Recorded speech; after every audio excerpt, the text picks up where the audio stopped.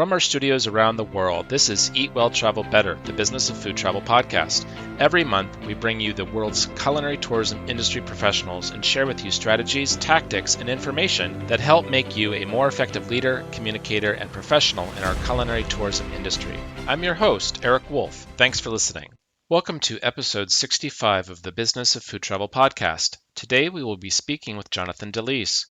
Jonathan is a New York City-based writer who focuses on food and travel.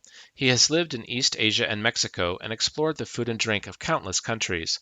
Jonathan is also passionate about foreign languages, a fact that has helped him to navigate various cultures.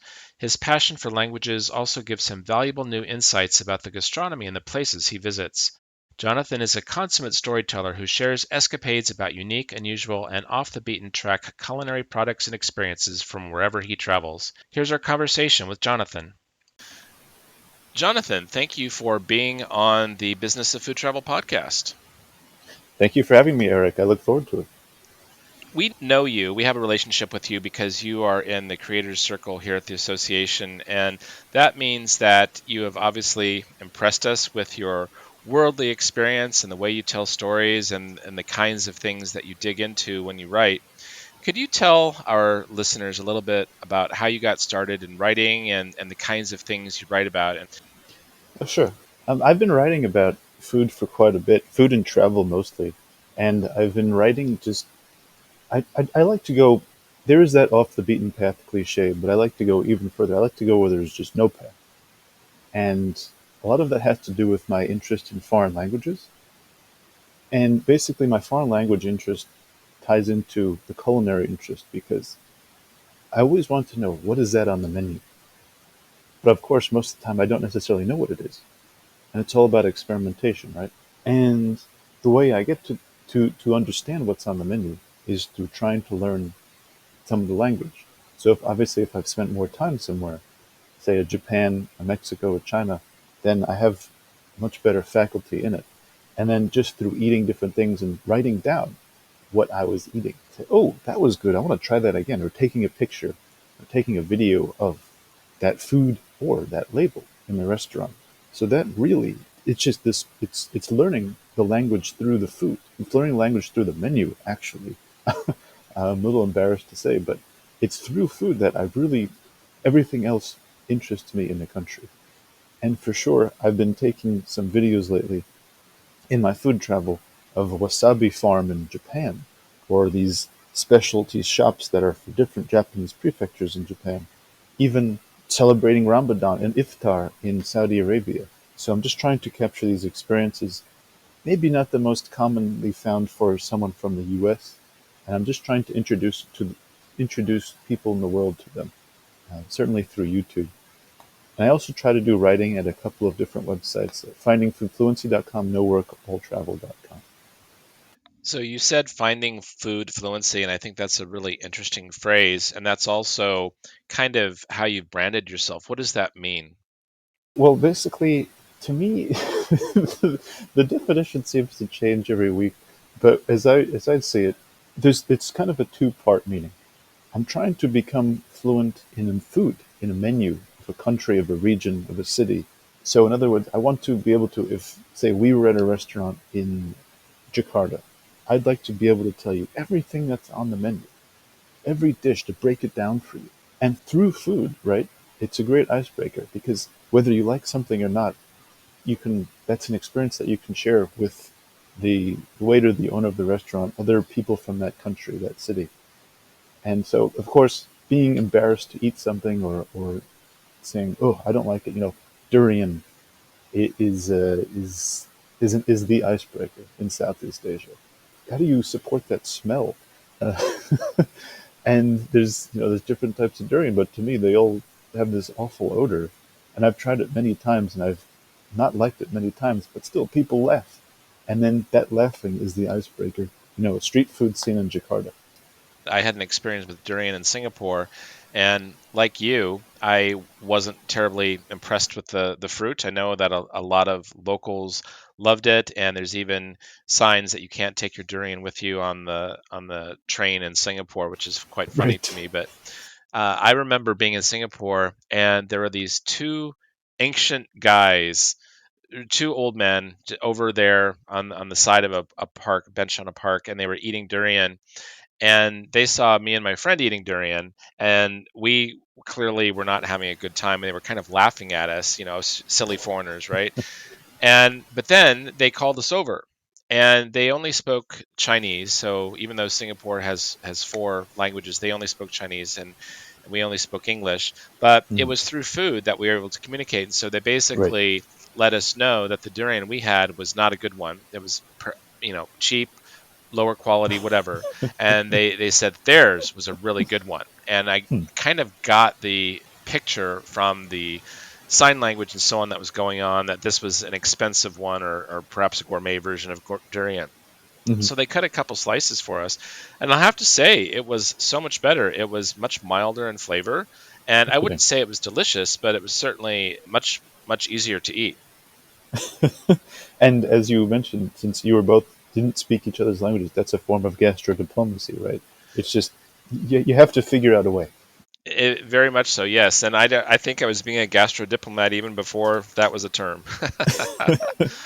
Back to you and your travels. I mean, you've been to so many countries, I'm sure. First of all, have you counted the number of countries you've been to? And second of all, do you have a favorite place, perhaps for food? I've been to a lot of places, but I've spent a lot more time in Mexico, Turkey, Indonesia, China, and Japan, Hong Kong, and Bangkok, I suppose. But my favorite place for food, that's a fair question. Turkey is probably number one. I find, Eric, that they do every facet of food right for me. Right. So it's even the pickles, the desserts, the mains, and with mains you at least get raw vegetables, the healthiest way to eat them, right? And I think just the kebab sandwich, the kufta or kebab, shish tavuk, and the ayran with the biber turşu, the pickled green peppers. Simple, but it's a standard. And the breakfasts, there's something else. I think Turkey has the most amazing breakfast spread. I think it's called kahvaltı. It just means before the coffee. Or maybe I'm wrong. Anyway, it's something to do with coffee. So coffee, even though it's the biggest consumer of tea in the world per capita, they still like their coffee too. And it has something to do with coffee. Japan is up there in the top three because I love seafood. And I love how they appreciate seasonality of food and how it can go a little overboard, but you can go to different regions, say Uji near Kyoto. They're known for matcha, the powdered green tea. And everything in that city will have uji in it. It'll say uji bubblegum, uji tea, uji fruit roll up, something like that. Matcha ice cream. And Mexico, for sure. Mexico it's something else. The street food alone just sells it. You don't need to, stand on ceremony to have good food. You just Where are the locals eating? Where are most people in the country? And eating on the street. They're eating these casual places. You don't need four walls to have good food or even good hygiene. Well, Well, uh, yeah. Japan is a place I certainly would love to get to. I have not been, and from the videos I've seen online and shows and so on, it really looks like a fascinating food destination. And Mexico, I am familiar with Mexican cuisine, not American versions, Tex-Mex, that kind of thing, but the proper Mexican cuisine. And I do like that quite a lot. I can't say that I had that when I was in Mexico. I actually haven't been to Huh. Mexico that much, but I would really like to go back and try some of that authentic street food. And then Turkey, I spent a week in Istanbul a couple years ago, and the food I had, everything was spectacular. And like you said, it was right for you. It was right for me too. The flavors, the combinations, the hospitality as well. I think the Turkish people were very gracious and giving with wanting to share their cuisine with foreigners. So yeah, I would have to agree most wholeheartedly with the last one. The World Food Travel Association is the world's leading authority on food and beverage tourism. Founded in 2001, each year we serve a community of 200,000 professionals in more than 150 countries. Thinking about a career change because of the pandemic or looking to improve your current skills? Consider our bespoke training and certification programs in culinary tourist guiding, culinary tour operations, restaurant and food service, and culinary destination marketing. Visit academy.worldfoodtravel.org to learn more and get started. And it's not just that, Eric. Sadly, actually, I was in Gaziantep and Antakya and Kahramanmaraş. So this is where the earthquake was earlier this year. The couple of earthquakes, right? This is the food triangle, I believe, in Turkey. Kahramanmaraş is known for dondurma, their chewy ice cream made with mastic. Gaziantep, pistachios and baklava, and Hatay, which is Antakya or Antioch, right? That city is just overflowing with everything delicious, and they are known for kunefe. They're known for different types of kebabs, but there's the history too, right? So I just love the regional history where everyone seems to have been in that part of the world, or anyone in that part of the world has passed through Hatay, Gaziantep, Kahramanmaraş. So it's the history, the food, and it's just I lament looking at the photos today, but extremely delicious. And you're right, gracious too.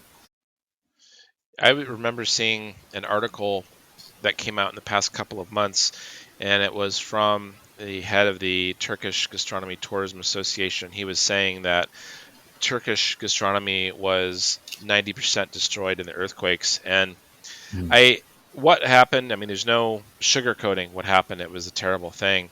But I do right, think gastronomy lives on in the form of recipes, right. cookbooks, restaurants in other cities. The people who have survived, they have those memories of their own cuisine. Hmm. And in fact, there's a young man that I met at the conference in Turkey, and his family had two fine dining restaurants kind of in that area, and he had gotten back in touch with me. He had sent me pictures of the renovations. He was very proud, and they look beautiful, and really, I was very pleased for them. And then the next week, the earthquake happened, Mm, and I wrote him and I said, look, I'm sure you're going through a lot. Just tell me, is the restaurant okay? Is your house okay? And he goes, no, everything's rubble. mm, And my heart sank because that was he wasn't sure about what career direction to take. He had decided to invest his time mhm. and the rest of his life in helping his family to continue in the restaurant business, and they had Right. just renovated the restaurants, and then this happened. But Mm, the good news is have said that, or he has said that they are going to reopen the restaurants in Ankara and do oh, them good. there. But uh, yeah, I certainly I don't think it's decimated the cuisine, but it's certainly not a good thing to happen to any peoples. And no, absolutely not. And Eric, there's something about that. I was invited by the Saudi Ministry of Culture a couple of months ago to understand a little bit more what Saudi food is because there's really no Saudi restaurants around the world. There's a paradigm shift in the country's thoughts that, oh, you know what, we're opening the tourism, but no one knows much about us. And food is a great way to do that, right? So maybe we should get a way to have even a Saudi coffee place somewhere, maybe in Europe or the US, and the food. So, what they were telling me, some of the officials, was that they're trying to document historic regional foods. They're trying to pinpoint, speak with people in the 13 different regions, and jot everything down. Just digitally, take notes about the food, and I think that's great because a lot of indigenous cuisines in the different parts of the world, they might have just been oral tradition only, right? The recipe might just be oral. And if that person goes, whoops. So I think it's very important to finally get people to just write this down. Passing it on is great. It's very important. It could be a family recipe and it could just be, a tribal recipe. But write it down. Have someone to be able to write it down so that everyone can appreciate where it came from. You're right. Saudi Arabia is a very interesting case study of a country that is probably not a destination that many people would consider for food. But once you Hmm. get there and Mm. you're offered immediately the Saudi coffee as Yes. the first gesture of hospitality, and Yes. then maybe you get some dates, a bowl of dates that are probably the freshest dates you've ever had in your life, and then they begin Mhm. to explain to you about how they have so many different varieties of dates, and so they have their own favorite colors of dates and Right. versions of dates and, and so on. And then you realize that it's actually quite a complex culinary culture. And For I sure. think that they are doing a very interesting job to preserve those different regional cuisines and dishes. And in a way that a lot of other countries, I think, could look to what Saudi Yes. Arabia is doing for kind of a best practices of how to do this. Yes, for sure. For sure. It's great what they're doing, so that they want to make this compendium of basically every single Saudi food they can find. And it's I was just salivating hearing about all these different what really, but it's only found in this city at this time of year. So no, it's great. The hyper regional food is so tempting to try it all. So where are you off to next then on your travels? Actually, in a few hours, I should be going to Tbilisi in Georgia. Georgia is wonderful for hiking. It is not just great for food, Eric, but it's great for hiking. They have the Caucasus Mountains right in their doorstep. From Tbilisi, 2.5 hour drive. Wonderful hikes. And it's a great country for wine too. So and was it Borjomi water. They've got some excellent food. I haven't been to Georgia. It's one place I'd really like to go to. I'd like to try is it the khachapuri, the little pizzas with the egg on it? Aha. So there's tens of different types of khachapuri. That one is called Ajaruli khachapuri, and it's in the shape of what we'd call a canoe. That's Yeah. because where it's from, Batumi, is the Ajaruli region by the Black Sea. And apparently the housewives would make it for their husbands coming back, who are sailors, and they were coming back from the Black Sea. And it had something to do with the shape of they were on the boats, and then they made them a boat-shaped bread. But there's different types. There's one stuffed with ground meat. There's round ones. There's ones that look like pizza. Now there's so many types of khachapuri. Well, you're going to get your fill of it there, I'm sure, and drink some good Georgian wine for sure. Absolutely, it's something else. That country. It's I remember that they've got a wine store in Tbilisi airport. They have hundreds of types of wine, local, all from Georgia. And apparently, Georgia is the oldest country for wine in the world. So, Yeah. But the thing is, when you see Georgian wines for sale in other countries, they're typically not the best ones. I've bought a few of those, and I've bought a few Bulgarian and Romanian wines, and really been vastly underwhelmed by these hmm. particular wines. But I have had outstanding Bulgarian wines specifically. I was at World Travel Market in London a couple years ago, and there was a tour operator Hmm. who was doing a wine tasting, and I went and I was tasting and I said, "Wow, these are not like the Bulgarian wines I've had before." And she goes, "Yeah, things have gotten better, but also these are some of the best," and they were really spectacular. So I'm sure that you'll probably bring back a few bottles of the good stuff. Are you an enophile, Eric? Not so much. That's I know what I like, but I can't profess to be an expert on wines. okay. I am even lower rank than that. I don't know barely anything about wine, but I do know if there is a good one, I'll stick to it. Well, this is a good opportunity to learn then. I mean, there could be no better place on earth to learn about wine, I think, than Georgia, the birthplace of wine. Right. It's no. I'm looking forward to sampling all of them, the tannins and all. So what are you reading these days? I have something that is completely not food related, and it's not in English either, but for me, it's called Kimyo na Kanji. It's a Japanese book that this is very esoteric, Eric. So Japan uses a lot of Chinese characters, right, in their writing, and these very convoluted looking multiple stroke things that what does that mean? And I love them. I'm just the first neighborhood that fascinated me in New York was Chinatown because I had no idea what was going on ever, and the signs always just blew my mind. The Chinese characters. So this book talks about characters that you really have only seen maybe once or twice ever. So consider this: you might see a character multiple times in an article, and this book has maybe a character you've seen once ever. So in this book, I cannot put it down. It fascinates me to no end.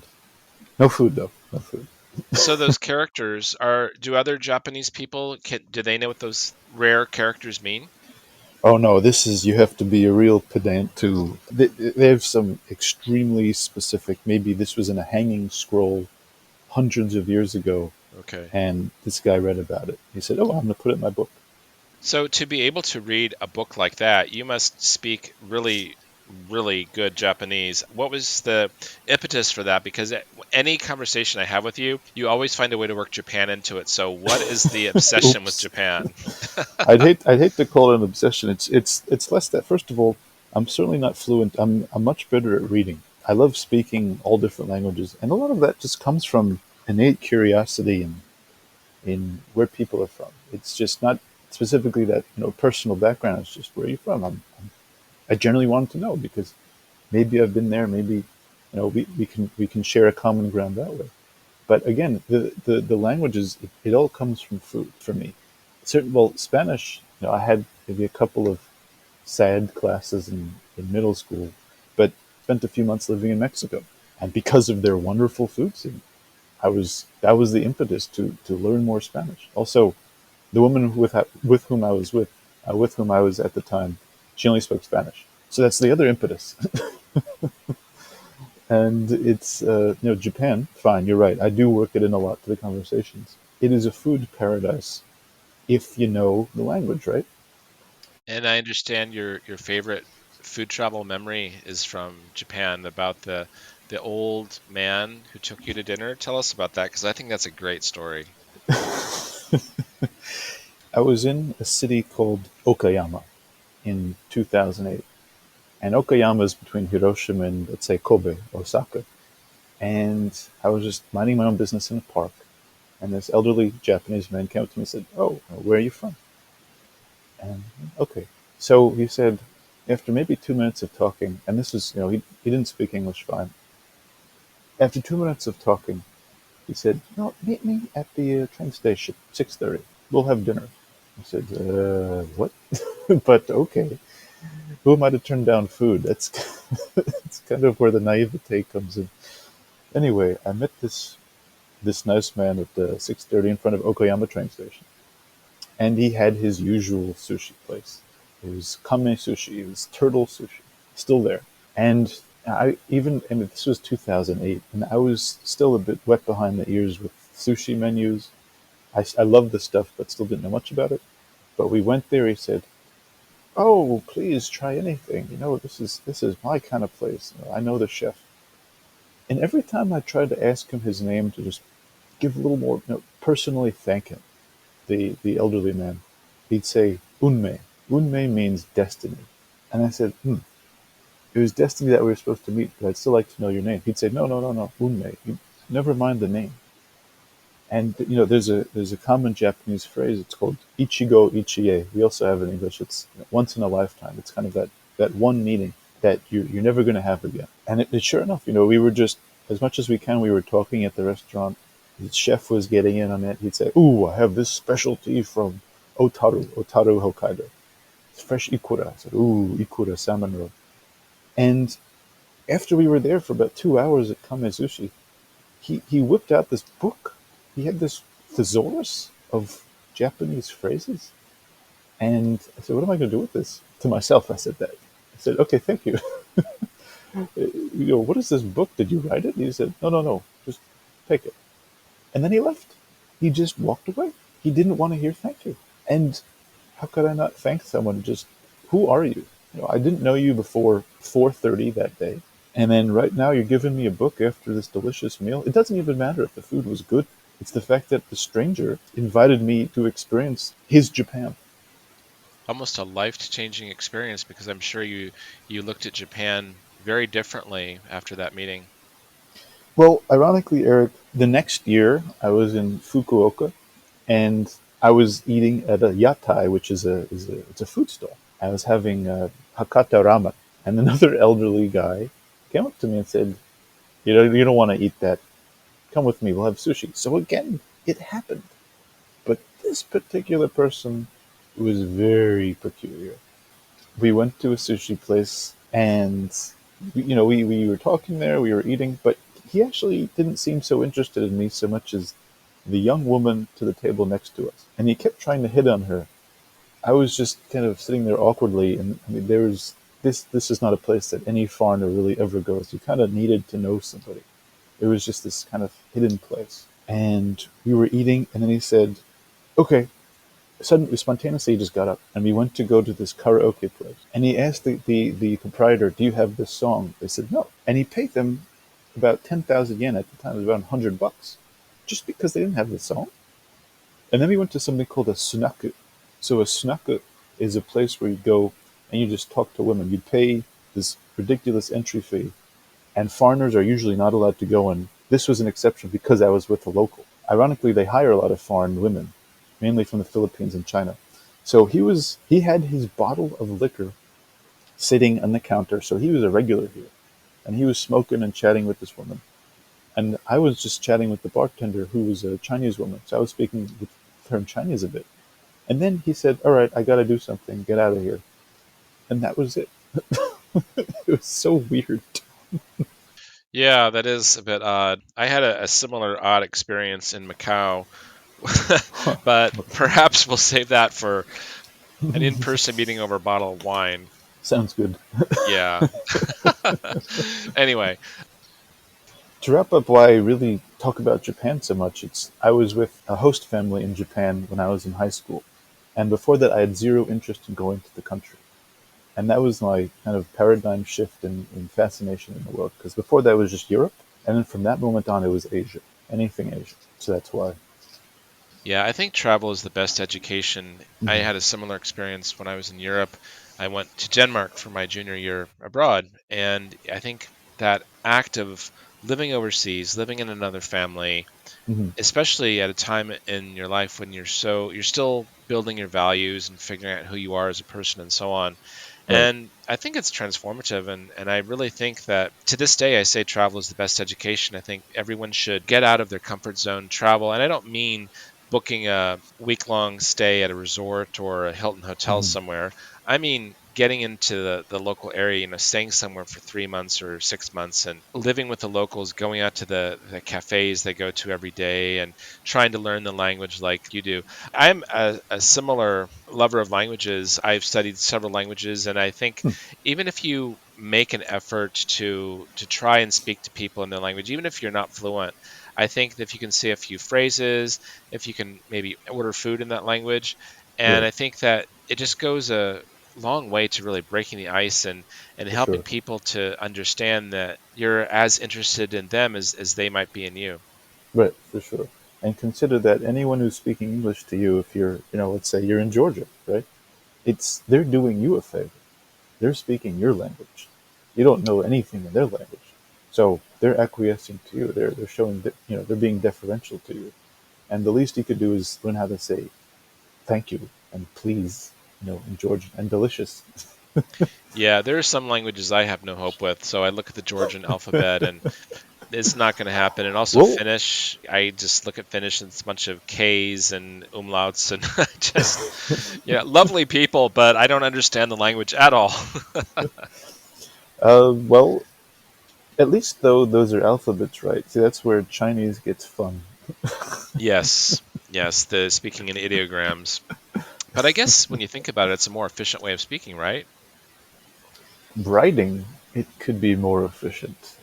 It's because one character might just represent a certain type of fish, but then you have to see if there's actually, if you want to go really specific, there's a stroke order to every character, and I never learned them because to me, as long as the character is correct, you get the meaning right.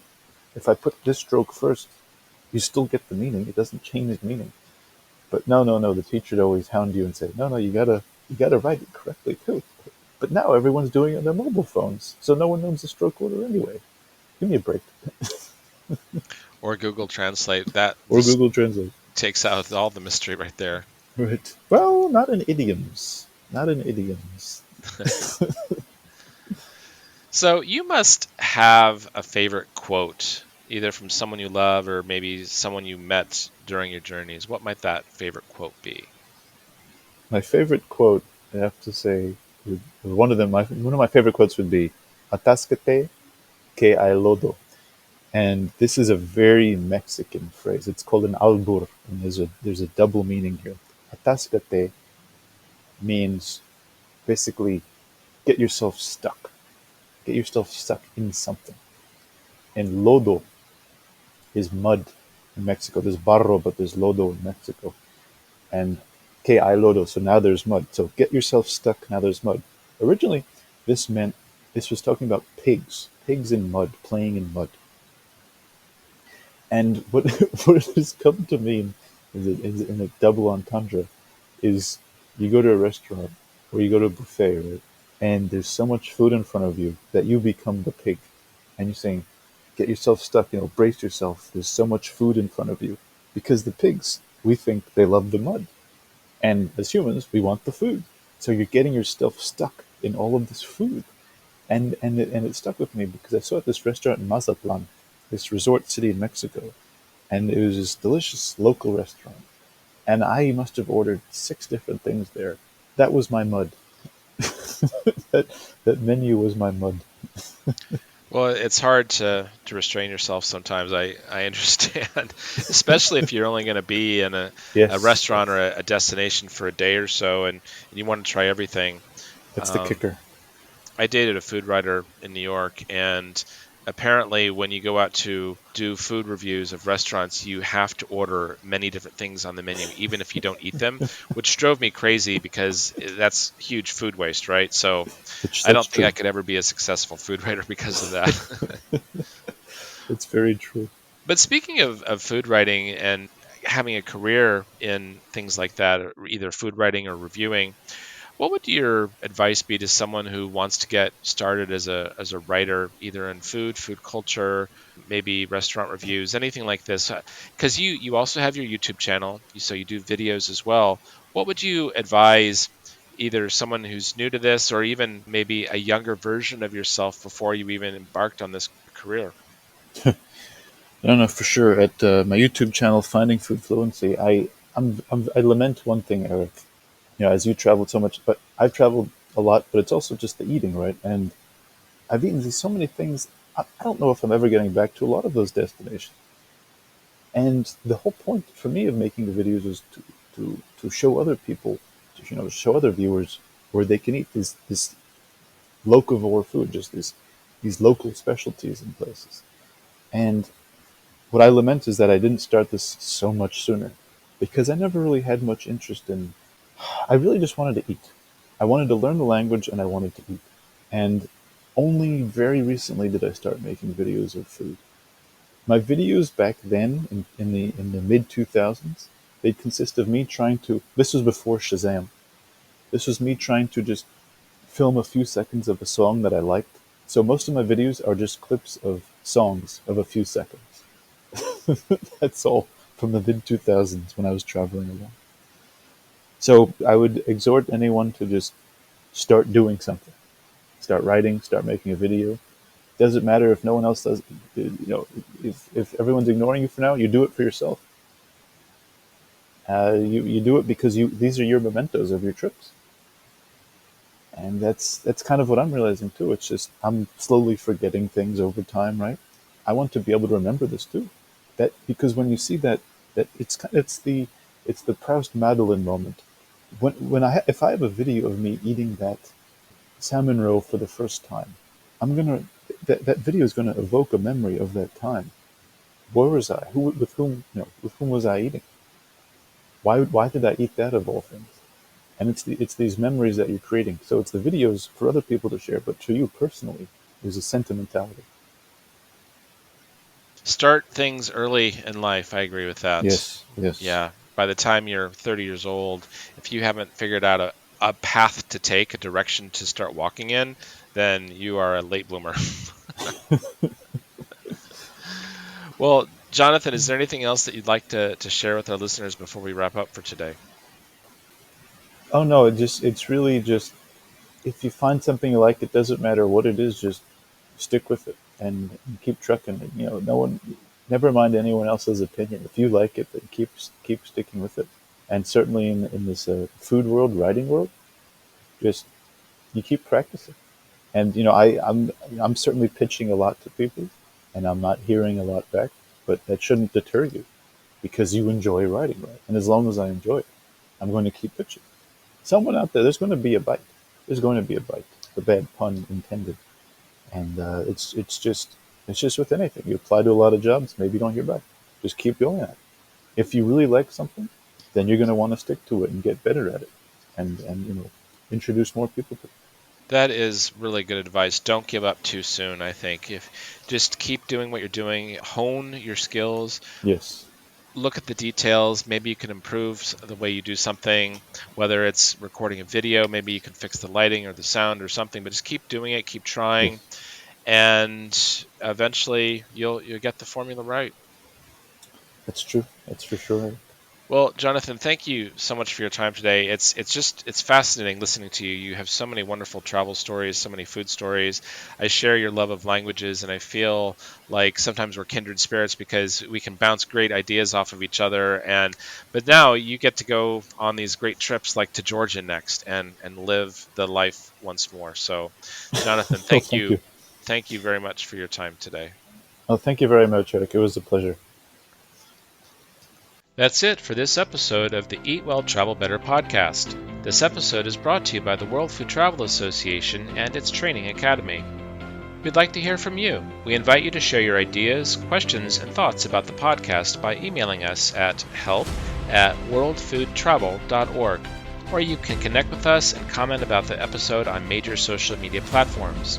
Special thanks to our guest, Jonathan DeLise, and our sincere thanks to you for joining us. I'm Eric Wolf, wishing you a safe, happy, and productive month ahead.